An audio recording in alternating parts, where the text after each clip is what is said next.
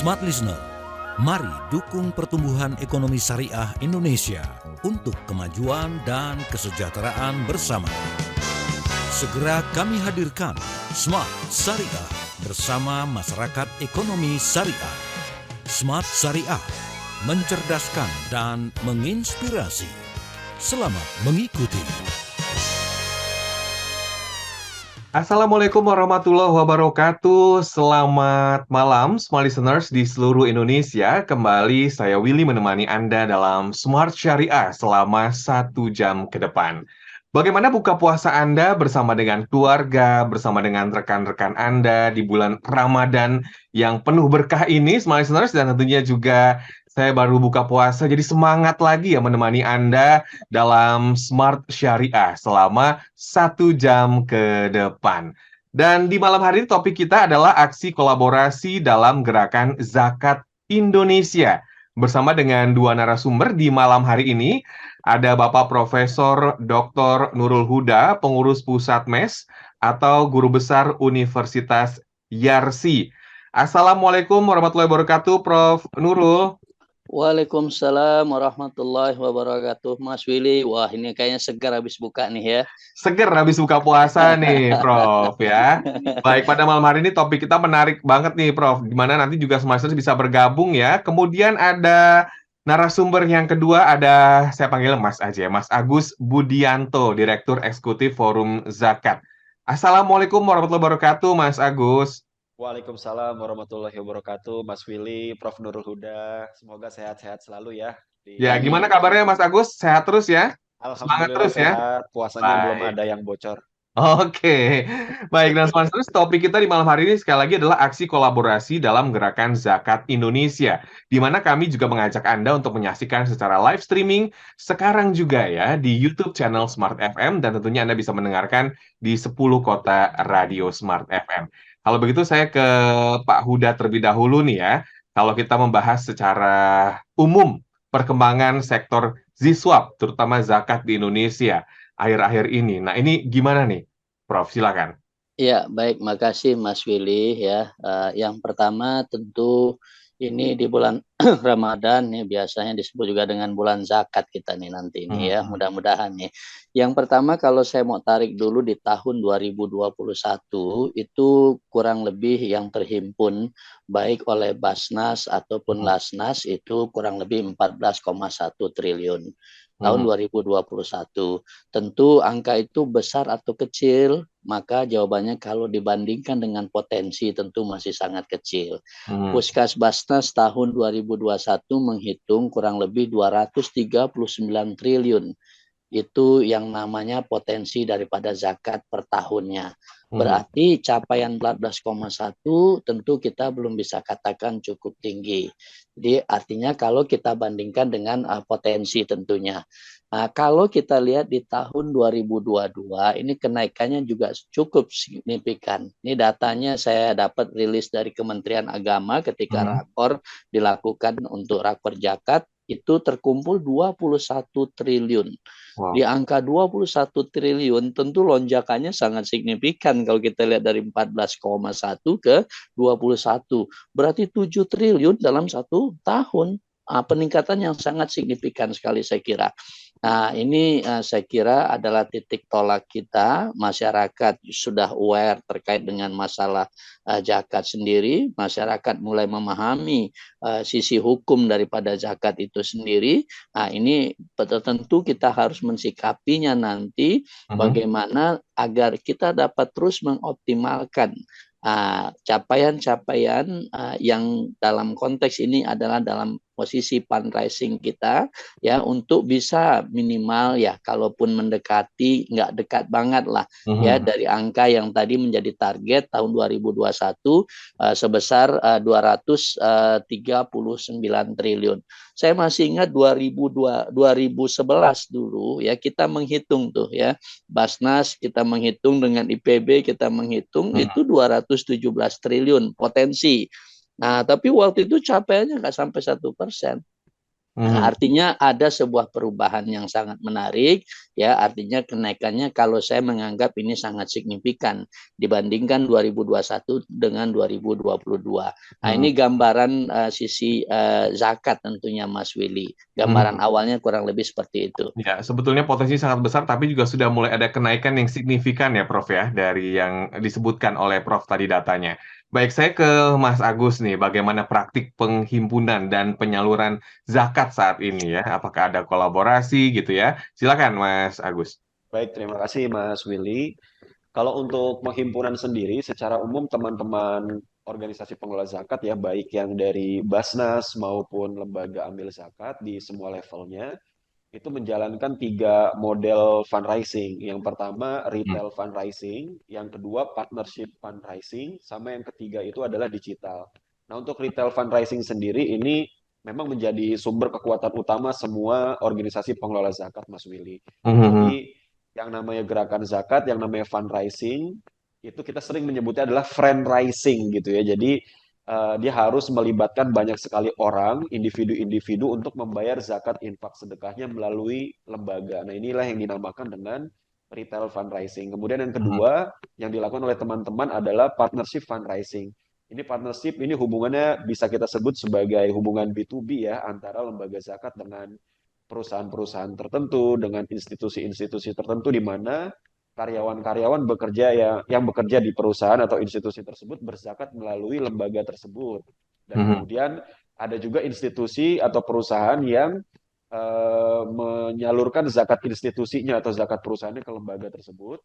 Dan yang ketiga yang tentu sedang happening beberapa tahun terakhir ini adalah digital fundraising melalui kanal-kanal platform pembayaran, e-commerce, kemudian dompet digital dan segala macamnya. Apalagi pandemi COVID-19 di tahun 2020 yang menjangkiti dunia, itu mendorong percepatan transformasi digital dari sisi fundraising yang dilakukan oleh lembaga-lembaga zakat di seluruh Indonesia. Nah, kalau untuk penyalurannya sendiri, ini juga sama, ada 3 model, Mas Willy, yaitu yang bersifat layanan, seperti layanan kesehatan, sembako, pemenuhan kebutuhan dasar, kemudian yang kedua, ada yang berbentuk kaderisasi seperti beasiswa baik di tingkat SD, SMP, SMA sampai perguruan tinggi, dan yang ketiga yang ini juga kita terus dorong adalah model penyaluran dengan model pemberdayaan masyarakat yang tingkat kompleksitas programnya juga lebih tinggi, namun sustainability-nya juga jauh lebih terjamin. Dan kolaborasinya berjalan reguler saja. Alhamdulillah banyak terjadi kolaborasi antar lembaga pengelola zakat di Indonesia. Ya, ya, dan sangat jelas sebetulnya ya, dari untuk penghimpunan dananya, dari retail, mulai juga dari digital, dan juga partnership, itu juga sebenarnya kemudahan untuk kita memberikan zakat atau juga berzakat, dan penyalurannya juga tadi sudah jelas ya, Smart Listeners ya, kepada masyarakat itu untuk apa. Dan semakin menarik diskusi kita pada malam hari ini, kami undang Anda untuk menyaksikan secara live streaming di YouTube channel Smart FM sekarang juga. Kami kembali setelah pesan-pesan berikut. Kami segera kembali. Tetaplah menyimak Smart Syariah bersama Masyarakat Ekonomi Syariah.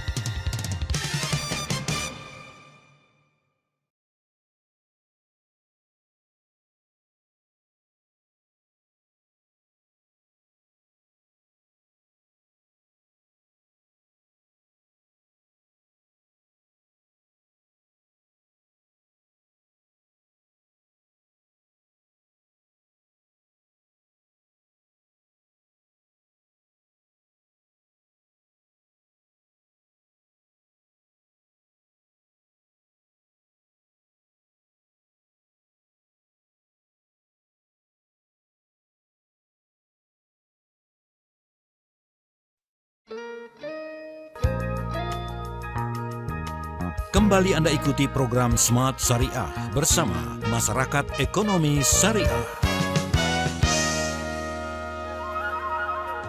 Terima kasih Anda masih bersama kami dalam Smart Syariah. Smart Syariah, topik kita di malam hari ini adalah aksi kolaborasi dalam gerakan Zakat Indonesia. Ya, tentunya kolaborasi ini sangat penting untuk memaksimalkan potensi zakat yang ada di Indonesia. Tapi nanti untuk membahas lebih dalam lagi bersama dengan 2 narasumber yang ahli di bidangnya ya, kita akan mengajak Anda juga untuk menyaksikan secara live streaming di YouTube channel Smart FM.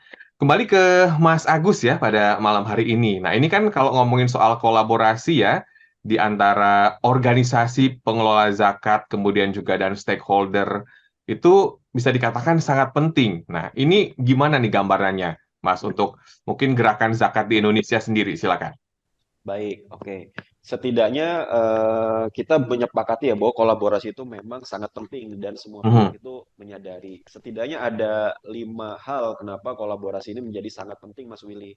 Yang mhm, pertama adalah tentu apa namanya, manfaatnya itu menjadi lebih besar dan luas yang dijangkau.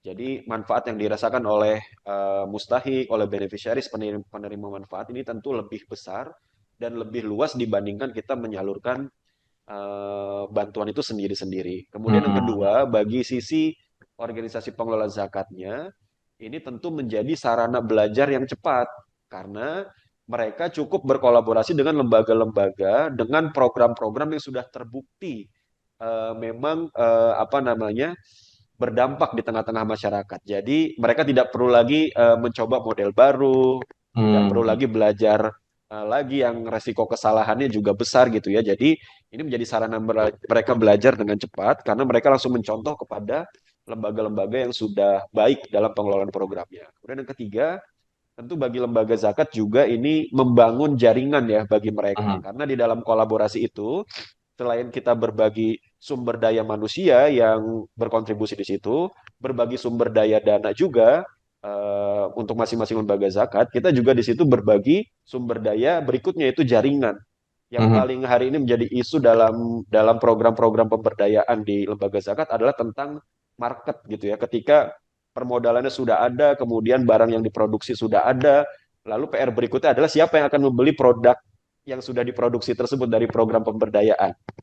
Nah, makanya mhm, kolaborasi ini menjadi solusi di mana lembaga-lembaga besar yang memiliki jejaring apa namanya entitas yang memiliki demand atas komoditas tertentu yang diproduksi oleh lembaga zakat itu tinggal connect aja ke situ. Jadi tidak perlu nyari-nyari lagi jaringan pasar yang dari nol gitu ya, tinggal memanfaatkan jejaring pasar yang sudah dimiliki oleh lembaga-lembaga besar.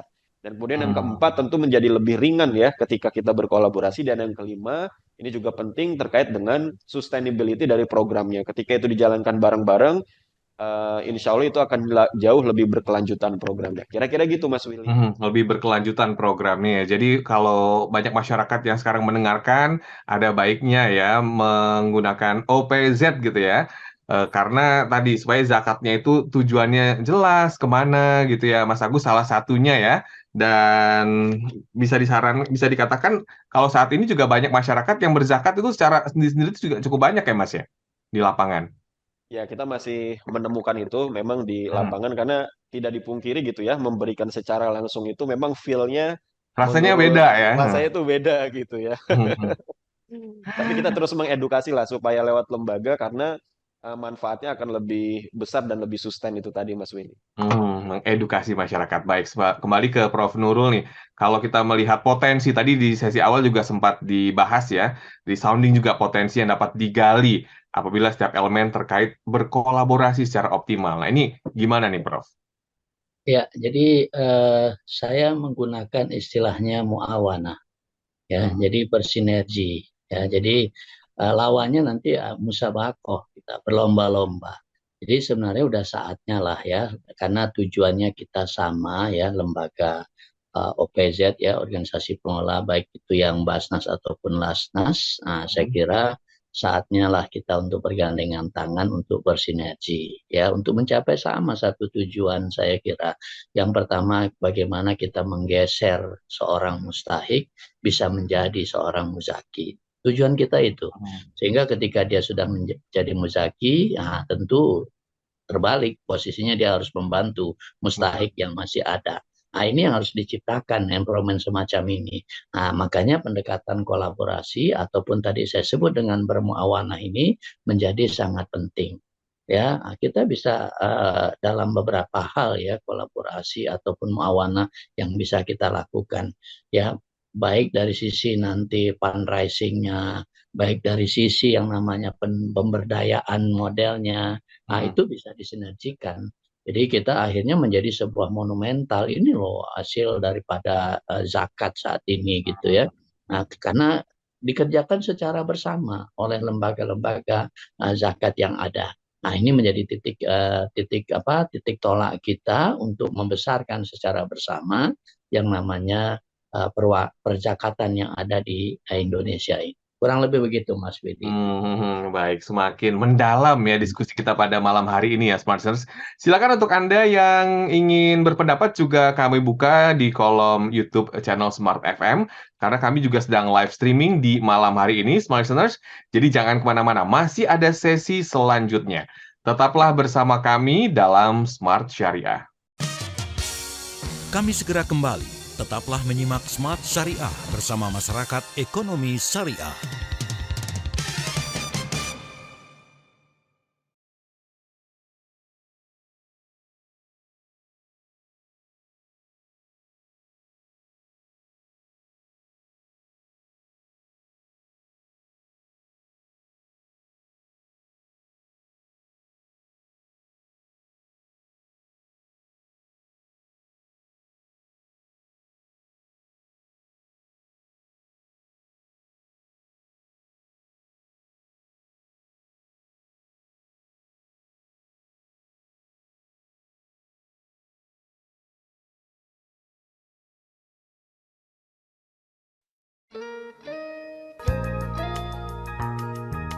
Kembali Anda ikuti program Smart Syariah bersama Masyarakat Ekonomi Syariah. Terima kasih Anda masih bersama kami dalam Smart Syariah dan kita sudah masuk di sesi ketiga pada malam hari ini, Smart Listeners. Sambil menemani Anda setelah berbuka puasa ya, mendengarkan Smart Syariah. Tentunya kami undang Anda juga untuk menyaksikannya di YouTube channel Smart FM, selain juga mendengarkan kami di 10 kota radio Smart FM. Sekali lagi topik kita di malam hari ini adalah aksi kolaborasi dalam gerakan Zakat Indonesia. Sebegitu pentingnya kolaborasi ya, seperti yang disampaikan juga tadi oleh Profesor Nurul Huda ya dan juga Mas Agus Budianto. Dan saya kembali ke Mas Agus nih ya. Kalau kita membahas soal kolaborasi yang telah dilakukan nih Mas. Dan juga pastinya manfaat yang dirasakan oleh masyarakat. Supaya smart listeners juga semakin berlomba-lomba yang ingin berzakat ya. Mungkin bisa digambarkan nih manfaat apa saja yang dirasakan oleh masyarakat. Silakan. Oke, baik. Terima kasih, Mas Willy. Saya pakai beberapa studi kasusnya itu di kebencanaan dan pandemi ya. Ini yang masih segar kemarin.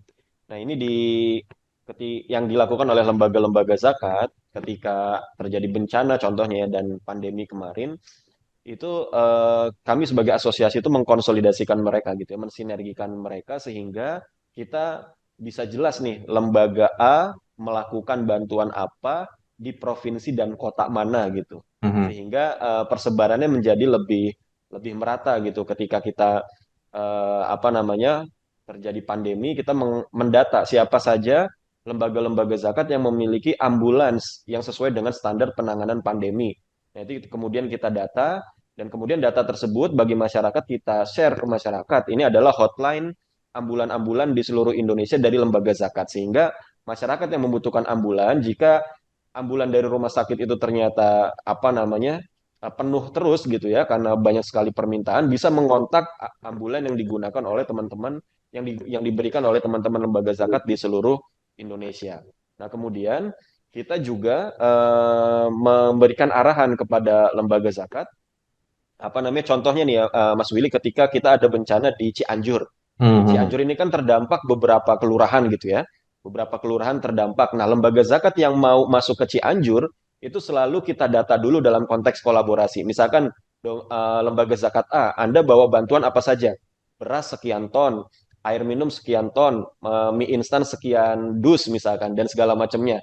Nah, kemudian kami memiliki data nih bekerja sama dengan BPBD, berkolaborasi juga dengan BPBD setempat bahwa titik-titik yang membutuhkan bantuan ada di kelurahan ini, kelurahan ini, kelurahan ini, dan ini kontak-kontaknya dan mereka jelas tuh berapa jumlah pengungsinya, berapa jumlah anaknya, ibu hamilnya, lansianya, hingga kita bisa mengarahkan lembaga zakat Anda dengan jumlah bantuan segini, sebaiknya Anda menyalurkan bantuan ke kelurahan ini gitu ya. Sehingga dia ke sana. Nah, nanti lembaga zakat yang lainnya check in juga di kami di forum zakat, kemudian kita arahkan ke kelurahan yang lain sehingga persebaran bantuan ini menjadi lebih merata Kemudian juga tidak menghindari, meminimalisir terjadinya overlapping pemberian bantuan kepada Setuju. penerima manfaat, khususnya di fase-fase awal di mana kedaruratan itu tinggi banget. Nah, itu dalam studi kasus pandemi dan kebencanaan, tentu manfaat yang dirasakan oleh masyarakat itu apa namanya? Pertama dari sisi informasi, mereka terinfo adanya banyak lembaga zakat yang siap membantu mereka dari berbagai macam jenis bantuan. Kemudian dari sisi bantuan yang dirasakan oleh masyarakat, tentu bantuannya menjadi lebih merata ke banyak tempat yang terdampak dalam bencana yang ada di Cianjur tersebut. Begitu Mas Willy. Salah satu contohnya ya, bantuan lebih merata, jadi nggak numpuk di satu tempat, sementara yang lain nggak kebagian gitu ya. Betul. Juga bisa menimbulkan kecemburuan, misalnya ada yang Nah, kebagian, ada yang enggak gitu ya. Ini juga salah satu manfaat yang sebetulnya bisa tadi ya kita lihat secara langsung ya dengan adanya kolaborasi ini, Smart Listeners. Baik, nah kalau kita membahas tantangan nih, Prof. Nurul, pastinya ada dong tantangan yang dihadapi dari aksi kolaborasi ini. Nah, ini bagaimana mengatasinya dan apa contoh tantangan yang harus dihadapi? Ya, baik, nggak bisa dipungkiri ya keegoan masing-masing lembaga itu pasti sangat tinggi. Mhm. Ya, ini yang harus kita bisa untuk redam. Artinya setiap lembaga tentu ingin dialah yang terdepan ya dalam hal konteks katakanlah yang disampaikan Mas Agus tadi. Ini menjadi tantangan tersendiri. Nah, Mhm. ketika mereka sudah melepaskan keegoannya ya dan bisa diorganize secara bersama, nah ini tadi akan muncul manfaat. Jadi kita rubah tantangan itu menjadi sebuah manfaat. Nah, ini dimensi yang saya kira harus ada yang bisa melakukan tersebut ya.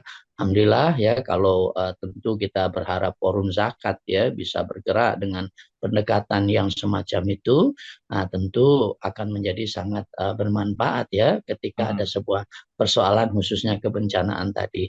Sekali lagi faktor keegoan yang saya melihat dulu sangat tinggi sehingga akan sangat sulit, mohon maaf, Basnas, Lasnas, rasanya sulit gitu ya untuk direkatkan.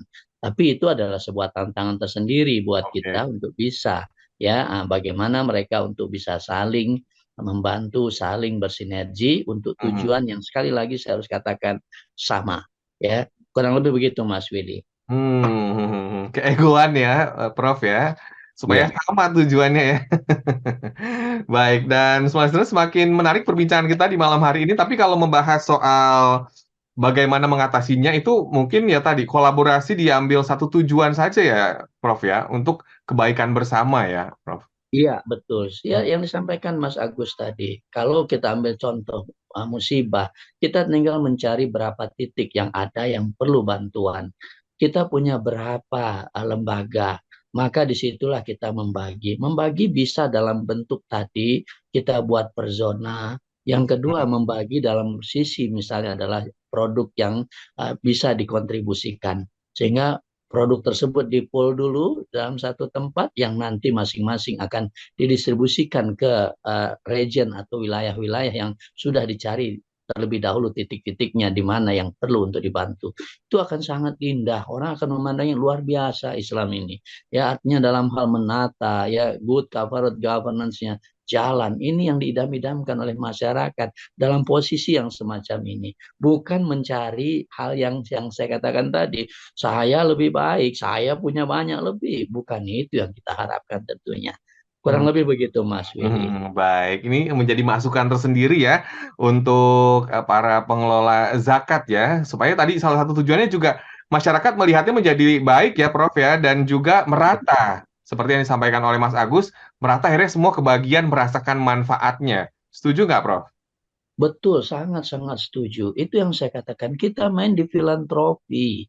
Ya, di filantropi tentu aspek Hmm. masyarakat harus kita kedepankan. Nah, disitulah yang saya katakan, ya harus ada perekatnya. Ya, Hmm. kalau nggak ada perekatnya itu akan sangat sulit.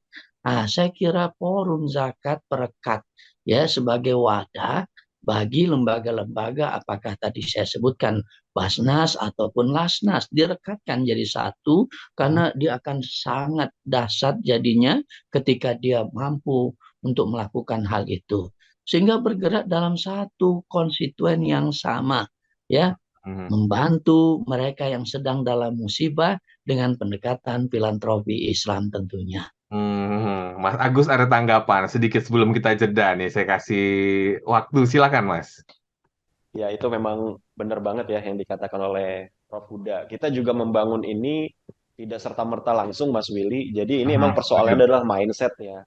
Bahwa hal yang paling bisa merekatkan kita tentu adalah tujuan kita yang sama itu. Kalau kita pakai bahasa Quran, mungkin tujuannya lembaga zakat itu ya membantu kaum-kaum ini ya, duafa gitu ya, mustahik ya. Itu saja gitu ya, itu saja. Dan alhamdulillah meski yang tadi saya sampaikan itu juga masih ada catatan-catatan yang perlu diperbaiki ya dalam Mhm, konteks asosiasi di forum zakat. Tapi alhamdulillah kesadaran berkolaborasinya sudah mulai mhm, terbangun lah. Lima tahun belakangan ini menjadi lebih baik. Dan ini kolaborasi yang dilakukan itu tidak hanya antar lembaga-lembaga zakat taruhlah swasta gitu ya, Mas mhm, Willy, tapi juga dengan Basnas, dengan Kementerian Agama. Contoh dengan Basnas dan Kementerian Agama, di-lead oleh Kementerian Agama, kita berkolaborasi membangun banyak titik kampung zakat di Indonesia. Bahkan rencananya Pak Menteri itu di seluruh kabupaten kota di Indonesia itu ada kampung zakat dan itu melibatkan tidak hanya lembaga zakat tapi juga Basnas,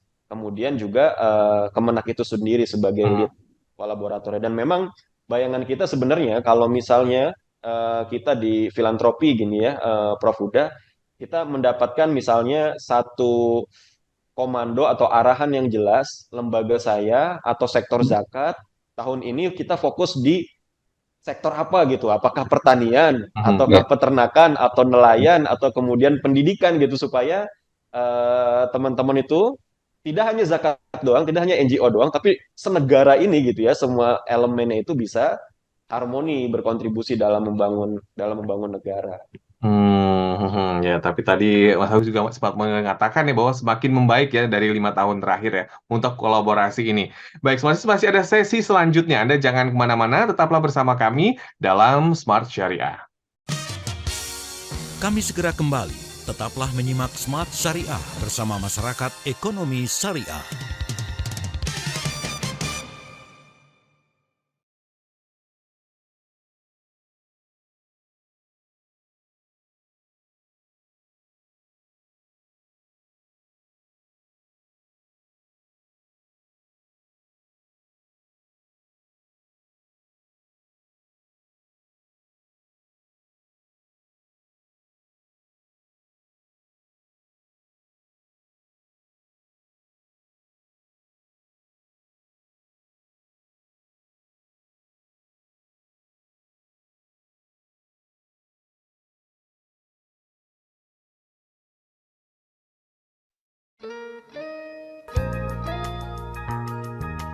Kembali Anda ikuti program Smart Syariah bersama Masyarakat Ekonomi Syariah.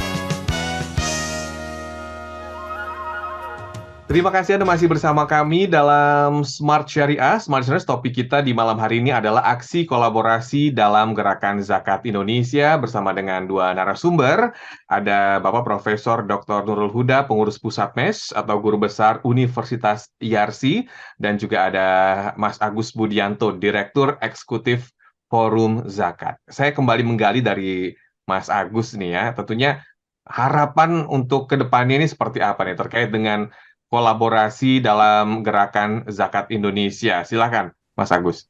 Oke, baik. Terima kasih Mas Willy. Pertama, saya ingin menyampaikan harapan kepada teman-teman OPZ atau NGO ya, yang non pemerintahan.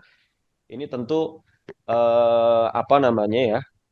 Saya mendorong teman-teman itu untuk memperbanyak kolaborasi antar lembaga zakat. Wabil khusus lembaga-lembaga zakat yang sudah mapan dari segi pendanaan dan segi Hmm, portofolio program Mas Willy. Karena hmm, apa? Ini akan mengakselerasi pertumbuhan lembaga-lembaga zakat yang kecil gitu ya. Karena mereka bisa langsung nempel dengan lembaga yang besar, kemudian mengakselerasi pertumbuhan, mereka menjadi memiliki portofolio dan portofolio itu bisa mereka dalam tanda kutip jual ke masyarakat supaya masyarakat semakin percaya dan meningkatkan zakat infak sedekahnya juga ke lembaga kecil tersebut dan nanti lembaga kecilnya itu menjadi besar. Itu harapan hmm. kepada teman-teman OPZ ya dari sisi NGO-nya, kemudian harapan kepada seluruhnya baik OPZ maupun pemerintah gitu ya. Ini juga kami harap punya kesadaran kolaborasi yang lebih strategis gitu ya, yang lebih strategis, kemudian juga meluruhkan ego-ego kelembagaan atau ego-ego sektoral baik di pemerintahan maupun juga di lembaga zakatnya gitu, seperti yang tadi disampaikan oleh Prof. Huda gitu ya. Dan kenapa saya sebutkan yang lebih strategis? Karena sayang sekali lembaga zakat sebagai sebuah entitas yang memiliki potensi gitu ya. Kemudian jika tidak diarahkan dengan baik gitu ya dalam konteks pembangunan negara ini, itu mereka akan bergerak sendiri-sendiri dan mencari jalannya sendiri. Nah, itu sebaiknya memang perlu ada arahan-arahan strategis setiap tahun supaya masyarakat juga mendapatkan manfaatnya lebih lebih terasa ya, khususnya para mustahik dan para OPZ juga jangan malas untuk kemudian memperkuat desain programnya menggunakan indikator-indikator yang diakui oleh negara. Dalam hal ini adalah SDGs gitu ya misalnya. Makanya kami sering sekali berkoordinasi dengan Bappenas, Mas Willy, untuk membantu memastikan program-program lembaga zakat itu yang sudah banyak banget hari ini, itu bisa diperkuat menggunakan indikator-indikator SDGs. Bukan bikin program baru, tapi memperkuat yang sudah ada, supaya program-program lembaga zakat, yang itu merupakan perwakilan umat Islam, itu bisa diakui dan diapresiasi oleh negara sebagai kontributor utama pembangunan negara Republik Indonesia. Kira-kira gitu Mas Willy. Ya, tujuannya juga sangat mulia ya, kontributor pembangunan utama ya Mas Agus ya disampaikan barusan ya. Baik, dan saya kembali ke Prof. Nurul. Nah, ini untuk masyarakat ekonomi syariah, bagaimana nih sebaiknya berperan dalam hal ini? Silakan, Prof. Ya, yang pertama tentu buat masyarakat ekonomi syariah atau MES ya. Nah, ini kalau bicara produk, zakat ini kan produk yang sifatnya obligatory ya, wajib ya. Jadi tentu akan sangat bermanfaat ketika ada organize dilakukan. Tentu MES bisa saja menggandeng lembaga-lembaga zakat yang ada ya dalam hal kemampuan menghimpun, karena MES juga mempunyai cabang yang cukup banyak. Ya, jadi bukan hanya di dalam negeri, di luar negeri juga semakin berkembang, dan semangatnya juga semangat untuk mengembangkan filantropi itu sangat tinggi sekali, sehingga ini menjadi sebuah momentum ya. Jadi dalam bahasa lain, ayo lembaga zakat, kita sama-sama merapat kita dengan masyarakat ekonomi syariah, program apa yang bisa kita sinergikan. Ya, jadi artinya MES juga tentu punya program-program yang bisa disinergikan dengan lembaga-lembaga zakat khususnya. Nah, saya kira itu peran yang bisa dijalankan ya, sekaligus juga tentunya nggak perlu ini kita tetap terus melakukan yang namanya edukasi ya. Edukasi ini menjadi sangat penting. Nggak salah memang ketika, mohon maaf, ketika ada orang berzakat dia langsung kepada mustahik, nggak ada yang salah ya, hanya cuma dari sisi model pemberdayaannya nggak masuk dia di sana nanti. Kebermanfaatnya sangat rendah kalau kita memberikan langsung ya kepada para mustahik. Sekali lagi saya nggak mengatakan itu salah ya. Jadi cuma tentu kita hanya bisa mengajak ya bagi para muzaki, nah bayarlah zakat ke lembaga zakat. Begitu juga dengan masyarakat ekonomi syariah secara kelembagaan, maka nanti juga bisa mengorganize ya. Nah, dengan kerjasama yang saya sampaikan tadi. Kurang lebih demikian Mas Willy. Luar biasa apa yang disampaikan oleh Prof. Huda dan juga Mas Agus Budianto. Semoga dengan perbincangan pada kesempatan malam hari ini juga membuat tentunya masyarakat di seluruh Indonesia mendengarkan pada malam hari ini itu berzakat melalui lembaga zakat ya. Dan juga tentunya kita berharap juga kolaborasi lembaga zakat juga semakin baik ke depannya, dan juga tentunya memberikan dedikasi untuk pembangunan Indonesia. Terima kasih banyak Prof. Nurul dan juga Mas Agus atas waktunya. Sama-sama. Terima kasih Mas Willy, sama-sama. Prof. Huda.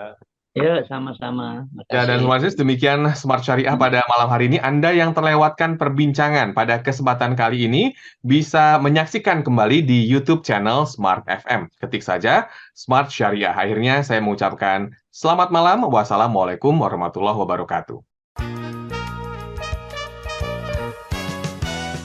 Anda baru saja menyimak program Smart Syariah bersama Masyarakat Ekonomi Syariah.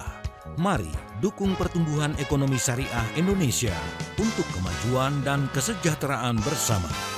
Smart Syariah, mencerdaskan dan menginspirasi. Terima kasih dan sampai jumpa.